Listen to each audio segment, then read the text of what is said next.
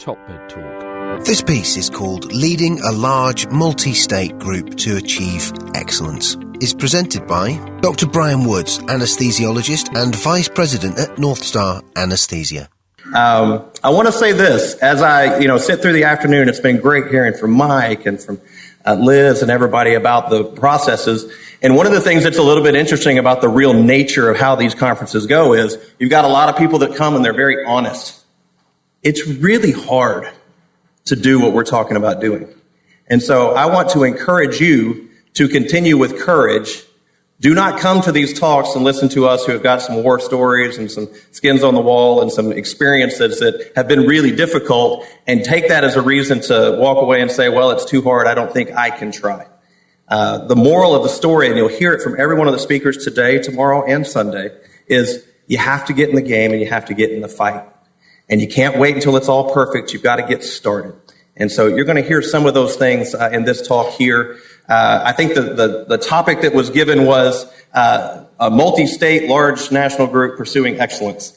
I'm going to tell you a little bit about NorthStar's approach to how we handle this topic and how we're trying to accomplish it. I think the only real differences you're going to hear in some of the stories is we talk about it when we have to do it on scale. We have to do it in a commercial environment. We have to do it in a financially charged environment. So you're going to hear some of those tenets. As you listen to those things, I would encourage you to take away from that part. If you don't understand the financial tie to what it is you're trying to lead, change, or teach in your facility, you'll have significantly less impact.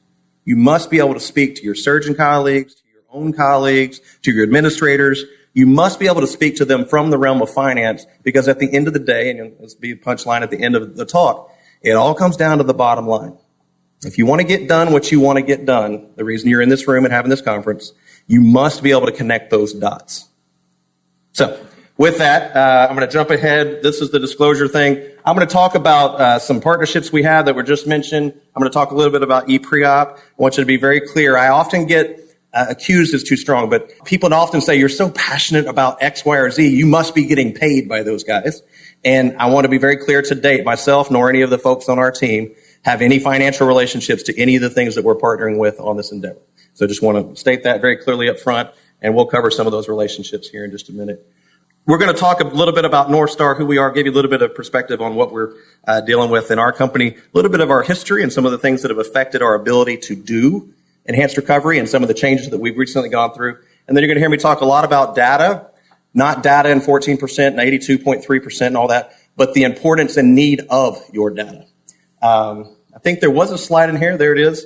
Originally, I had this talk envisioned a little bit different and was going to involve several members of my team. To be very clear, if you're ever part of NorthStar, you're going to know it's never about one individual, period. It's always about the team. And for us, that comes in our relationships with colleagues and our physicians, our relationships with our CRNAs, and our ability to work together. But my role today happens to be, I get to stand up here and tell you a little bit about our history. But in our company, the goal is always more important than the role. And so I'm honored to get up here and speak. But any of I think we have 30 or so folks from our team here from around the country, from I see West Virginia back here and Tennessee and Kentucky. Any of our folks could probably get up here and give this talk today. But I'm honored to do it and thankful that our team is here to participate. So here's a little bit of facts about NorthStar. We're a mega group or a big group. Here's the timeline and the number of facilities and things that we've had across the bottom. We're currently operating in 20 states. You can see here where most of our case volume and revenue flows across these different states, mainly in Texas, Michigan, and Ohio. But then, of course, we're in all those other places. And you might be wondering, why in the world are you showing us facility counts? Because as big groups get bigger, there's a lot of different influences that come to bear on the group, on the leaders, on the people in the group, and the things that we're faced with doing. So I joined this company in 2007, over there when we had 9 facilities. We got to go through a lot of different phases of growth. And then in 2013, we got to experience our first round of private equity. Now, it was a private equity round for just a very, very small number of people, myself not included. But what happened is you see this little section in the middle, 2013, 2017. You see a tremendous amount of growth, but it was a time that we were answering to a different driver and a different mentality for our group than maybe what we as clinicians want to be led by sometimes. And I'm being extremely transparent here, but sometimes the pressure for growth and numbers and financial returns and all those kind of things, when those things are pushed too hard, the mission of that growth comes ahead of the mission of other things. And I want to speak very clearly for us. You're going to hear in a minute, I met Monty the first time, I think in 2015, and had a trip to London. And we got really excited about that, the vision of what we could do with perioperative medicine and enhanced recovery here at NorthStar. But we also hit that right about the peak of all of our contracts. If you're studying the graph curve, you might be going, well, what, y'all were big, now you're smaller. Let me speak very directly to that. Sometimes when you're growing, and you're growing for growth's sake, you grow to grow. But you don't grow because it's good business for yourself, your company, your team, or your patients. And so one of the big things that happened in our company in 2017 was we went through and did a right sizing, if you will, of our company. It was a very difficult season. It affected a lot of people. And those things are also forces that affect what's going on in healthcare in our world. But I wanted to highlight that to say one of the big things that happened after we got through that right sizing is we were blessed, and I mean that word in all the senses of whatever it means to you, to have a new capital partner come and be a part of us last year. And so we got what's called a long-term capital partner. It's in the form of a company called Cranemere. But instead of buying a company, hoping in 3 years it can go 3x, they can flip it, turn it, make the bottom right cell on a spreadsheet be really big. Instead of doing that, this company that's invested in us has invested for the next 20 to 30 years. And so it has absolutely changed the paradigm by which we can talk about investments in enhanced recovery, technology, systems, leadership, training, the things that we have to have in order to advance the cause and to do our part with all of the things that you are trying to do here in the room. So you're going to hear a lot about that as we move forward, but this is a little bit about the size and scale of NorthStar. And when we're trying to solve for enhanced recovery, we've got to come up with things that do that. This is just a slide to show you that we've worked with a lot of people, been in a lot of different situations, worked with a lot of technical people. I always say this, but that doesn't mean we know more than anybody else. It just means we've had enough chance to screw it up with a lot of other people. And on that screen, you see for-profit, not-for-profit, small critical care access hospitals, large trauma centers. In our experience, what we've gained is experience. And what we're doing is learning from that and applying it to our future. I put this slide up here just because a lot of people, as I travel the country and get to meet with them, a lot of people have different beliefs about how these mega groups make money and how we actually do things. One of the things that we hear at NorthStar, we're fairly pro-team and pro-CRNA and pro-care team and so forth. One of the things we hear all the time is, y'all must come in, get a contract, fire all the doctors, hire a bunch of CRNAs, and that's how you make money. And I just want you to know, when it comes to the practice of anesthesia and trying to instill change, that's not actually true. Never has been true about our company. In fact, you see here 4 different types of models. Just very quickly, so you know when you hear what we're talking about with enhanced recovery, 87% of our practice cases that we do every year are in a medically directed model with an average of 1 to 2.7 CRNAs being supervised by the physicians. But in our company, we do have all physician models. I think we have some of our docs here from some of those models out in Lubbock. And the only reason I bring that up is, 1, to disavow the disbelief, but 2, when you're employing and putting into new practices, policies, things you're going to do for the preparation, the care, and the delivery of patients, it's different in different models. It's caused us to stretch and do things in a different way in different facilities and where we're practicing. Starting with the macro on the economics. I'm proud to be an American, proud of all the things that we do. This curve has always been one that's really hard for us to figure out. We say we're the best and all those kind of things, but that one obviously is not sustainable. We all know that. We know that's the macro driver here. But with one of those not being the same, one of the things that's come out over the last 6 to 7 years as we talk about all the advances in healthcare is we're supposed to solve this equation. And it's not just us that's supposed to solve this equation. It's the hospital administrators we're working with. It's the CEO who's afraid he's going to lose his job on a decision. It's the surgeons that are trying to solve these same equations for ourselves. And so one of the things that's in the premise of what we do at NorthStar is we believe that we have to help solve this part of the equation, but it's got to be done in the right way. The art of that is the real crux of what we're trying to solve here. But what I want to share with you is some of the philosophies by which we approach scaled deployment of ERP in NorthStar, and then explain to you how I think those things can be informative and hopefully helpful on our greater cause to help the most people in the long run. What's in a name? Semantics matter. That's been said many times today. Literally, these slides that I'm showing you right here, these are all often the same slides we're showing to our administrators and to our surgeons and to our other people that we're trying to get bought into the understanding of this. And there's a lot of confusion once you get outside of the circle of people that want to come to these conferences about what all this means. And so we walk through all of that. In NorthStar Anesthesia, we don't call it the perioperative surgical home. We don't call it any of those things. We actually call it the perioperative continuum.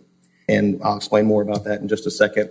In the macro forces of healthcare, there's this whole trying to move from, volume to value. There's a lot of different people out there trying to write prescriptions of how we bean count and turn in data and try to figure out what all of it is. Nobody has an answer for the value piece, but these are the major drivers, and all of you are facing those particular drives out there. The government is hoping in many different ways to try to solve and get that equation that we looked at before improved. We got to increase the access and do more. We got to increase the quality, but we got to be able to somehow control that red line that's out of control. With this particular approach, bundle payments were in, then they were going to go away. Now they're talking about them coming back. And so there's ever changing the rules on the playing field. Your approach and your system for whatever you're doing in your group or your town or your academic center, all of those things have to be understood. But it's not just the government side payers that are trying to get all this under control. All of the other major private payers are also trying to say the same thing and do the same thing.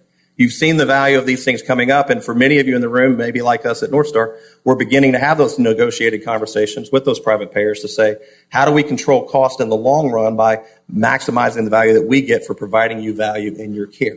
And so it doesn't matter which part of the country you're in right now, all of the payers and all of the pressures in healthcare are trying to get this solved.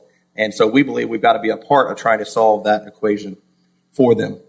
As we go around the country, because of our size and the number of places we get to go work with, we found that there's just, an evolution of different drivers for what health systems and health partners are looking for right now. And it typically starts down here on the bottom. We get invited into a town or we get invited into a health system conversation. And the number one thing that most hospitals say is, we love you. They're awesome. They do great clinical care. That's all good. We just need you to save us some money, right? And so it's a really hard driving thing, but most hospitals start here.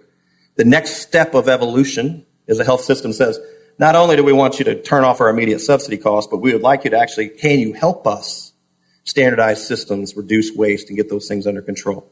This is your first leverage for negotiating value. If you can help with that, then that's possible. The next step of evolution is there's actually measurement and dashboards, and they've got some reporting systems, they've got data, and they're actually using that data to affect the care that we're delivering and helping to hold down that cost. The next evolution is some hospitals, very few, are finally at the point where they're talking about what is the outcome of our patient experiences and our patient processes. Very few health systems are at that level, but where we believe everything is headed is population health in the perioperative space. And I know that's a simple concept now, but 2 or 3 years ago, that was not the way many people were talking. And so what we did is we built our model to say, how do we start solving for population health, large scale numbers of insured bodies or covered bodies in health systems in order to try to help with our scale and the economy of what we do in our delivery. So for us, these are the 4 keys that we think must be instilled into a system or a team in order to affect change on the perioperative system level or the perioperative continuum. To get from where we are today to where we need to be, we think there has to be a change in the way that we approach management style. We think there has to be a change in the science, much of which we talk about in these conferences here. 3, there has to be a change in the technological approach to what we're doing. I think this is one of the things on scale that's going to be most helpful over the course of time of solving, well, we didn't get the results we were looking for. We weren't just real sure. It didn't really work out. Our funding only lasted so long, and therefore it stopped. I think technology is a place that we're going to have to lean, and we'll show you that in a minute. And then 4, we believe you got to have the right cultural attitude and be willing to lead cultural change, not just lead science and technology changes. And so for us, those are the 4 keys. I'm just going to unpack those really quick. Great quote by Bernard Shaw. It's important, but you can't change anything unless you can do it yourself. And then you can start asking other people to do it. And so important. Very quickly, just going to talk you through our management style. You've seen this in many forms, and it's part of the conversation around the perioperative home. But at NorthStar, we teach and encourage our teams to think about our role being more of the perioperative style physician, not just considering what's going on in what we call phase 4, putting patients to sleep and waking them up, but we need to get involved informatically with patient engagement and patient strategies at the time of operative decision, and in some cases before that, through these 7 phases, which all of you in the room know, all the way through 90 days post-discharge. And our process, our operational playbook is always focused on how do we affect patient experience and patient outcome as we go through that continuum. In our playbook, in each of these phases, we know and have learned there are systems and plays and processes that we can run that help patient experience and outcome. There's a large number of those that when you run them well, they actually affect the hospital's bottom line, which affects your relationship with them to have further conversations. But what we've also learned is between pre, intra, and post-operative systems in all of the various health system logos that you saw before, it's a tremendous amount of beating to deal with all the technological processes out there. Interoperability is talked about all the time. It is nowhere near current state. And so what we've done is had to work with technological partners to try to get around these limitations in that particular process. This is our management philosophy.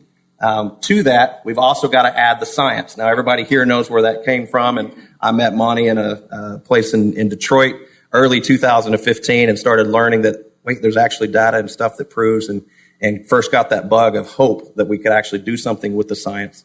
Later that year, we actually traveled to London and spent some time and went and traveled and started talking to people that were actually feeding them in the PACU. And this young lady in the chair is over here playing Sudoku, but she had a right hemiocolectomy the afternoon before.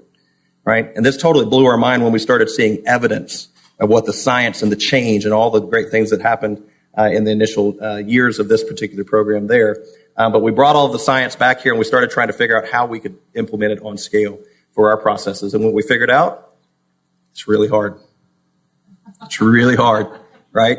It's really hard to do it once, much less talk about doing it across 143 different facilities at one time. And so from the science, I'm not going to spend any more time on that. I do want to spend just a second on technology. This is just a very quick snapshot of our particular company and all the different sectors of what we do in the company and the multiple electronic systems that we have in one company. And for us, we had to go through a large burst of energy just to get our own information inside of our own facilities and our own teams figured out. What we figured out first was our clinical billing and quality data was a significant portion of what we needed to accomplish when it came to this particular conversation. And so we started partnering with companies, namely ePreop. And so I'm going to just put this up here for just a second, but this is our approach to trying to solve on a macro scale all of the different inputs that are needed. I started out my career in the early 2000s believing that AIMS, or the system that we do in the operating room, was going to be the solution for all of this.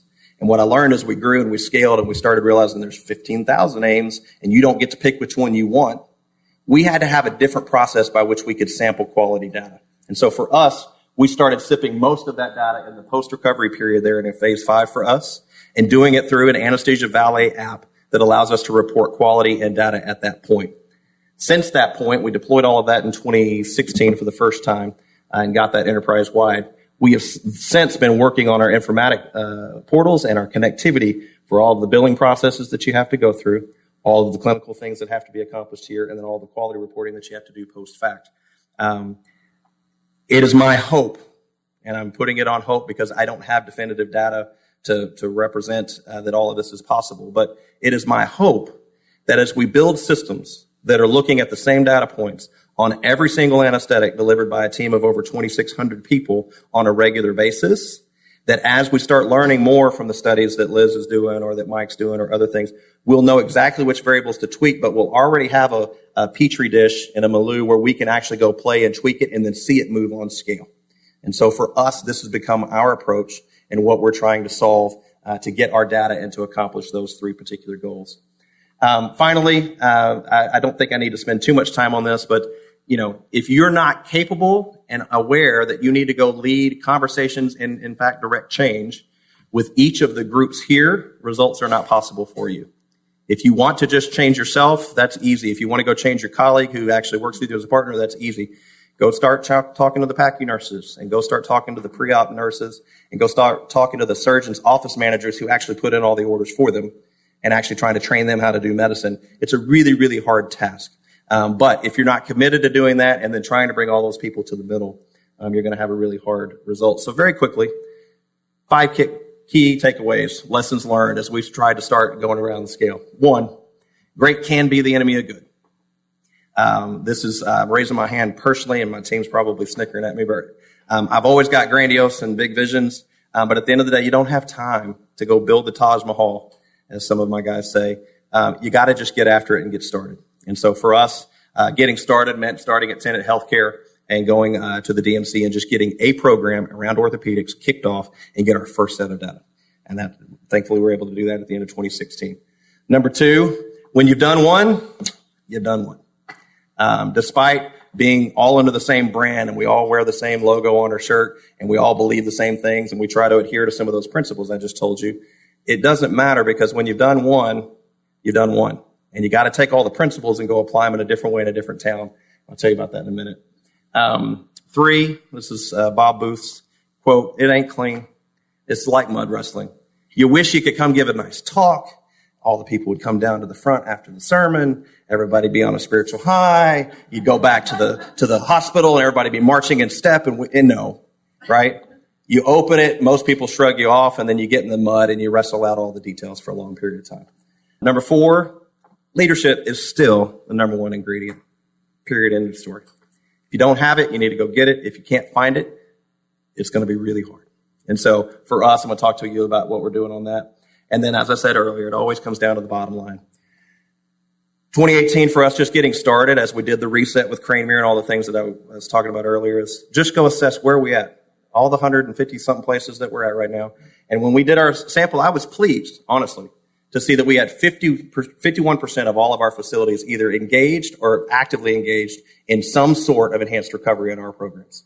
That didn't mean that everybody was publishing papers and doing all that. And to be very honest, of those, all of the 51, I guess, or 55, no, 58, I only had 4 that were actually documented on protocols, doing the whole thing, had the data, and had some type of reporting on the backside.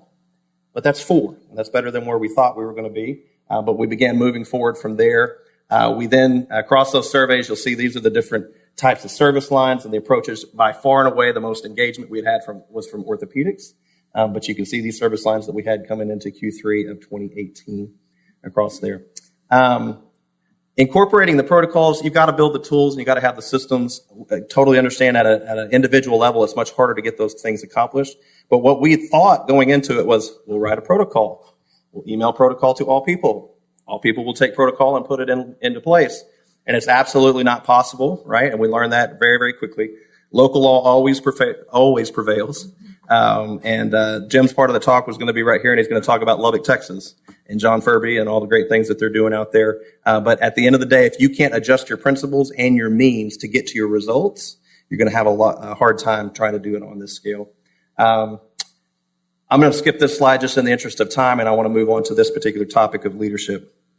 We recognize we've got great leaders. I'm so proud of the physicians and CRNAs that are in this room and the ones that are around the country that couldn't be here this weekend. I believe we have the greatest team of all leaders in all the groups. I'm only the 4th largest anesthesia group in the country, but I would put our leadership team up against anybody in any of the other major companies. But we also know that's not enough. And so through relationship with Monty and Saul and Mike and some others, we've been talking for a couple years now, but we finally just about 2 months ago inked the final contracts on the ability to start the first Morpheus Fellowship for perioperative management and an anesthesia management fellowship from here. It's going to be a great endeavor. We're going to kick it off this fall. We've modified a few things. We're going to kick it off with 6 of our current leaders to try to do the pilot year. So we're going to have 3 of our current national CMOs and then 3 local regional leaders be involved in that particular program. I think I'm going to go ahead and say this. It's currently first year iteration and pilot going to be a physician-only program. NorthStar has other intents down the road with that, and I'll leave it at that. But it's really important to us that we pour the right leadership and training on the science, the culture, and the technology, and all the things that you have to know in order to execute these programs. We get that into as many folks as we can. Very excited about all the partnership and our continued participation here at EdPalm. But without the leaders that you need in these programs, it's going to be really difficult. If any of you have interest in being a part of a fellowship like this or a phase of your life or career where something like this might be interesting, please come see me or any of the other CMOs that are here with us from NorthStar. And then finally, it all comes down to the bottom line. And so I would encourage all of you, if you don't understand the basic economics of what's going on in your contract and your approach and your negotiations with your facility, you need to learn what the 4 basic buckets of value are in the process of negotiating any deal related to anesthesia. There's 2 sources of revenue in our world. There's two sources of expenses. The expenses, of course, are all of us, right? Supply and demand curve is in our favor. There's not enough of us around the world right now. And so job and pay and all that's available, right? At the end of the day, there has to be overhead fees. At NorthStar, they call that management fees. But in your own group or your own practice, it's how you guys pay for your med mal and your credentialing and all those kind of things. But if you don't understand, you're going to propose something, and if it affects one of those two things, you've got to understand how you've got to go to the table and negotiate that. One of the things that's most glorious thing for those of us in anesthesia is we've been a double income, double revenue business for the last 30 plus years. If you don't understand the variable of what subsidy and the hospital's expectations for that cost variable are and how they view that variable, and you go in talking about wanting to raise the expenses on anything, and you can't solve for their value equation there, you will not get something done. It's one of the lessons we've had to learn on scale. But I don't say that to say anything other than if you can't tie it to the bottom line, your chances of success are going to go way down. And so in every part of your business, your group, your practice, whatever that is, learn the financial portions of your business so that you have a better chance to accomplish the outcomes for patients that you're looking for. Those are the 5 lessons learned. Those are just a few quick tidbits about some of the things we think about from NorthStar. But we think that if we can affect change on these 4 things, we might contribute to the betterment of what we're trying to do for patient care overall. So that's all I got. Thank you.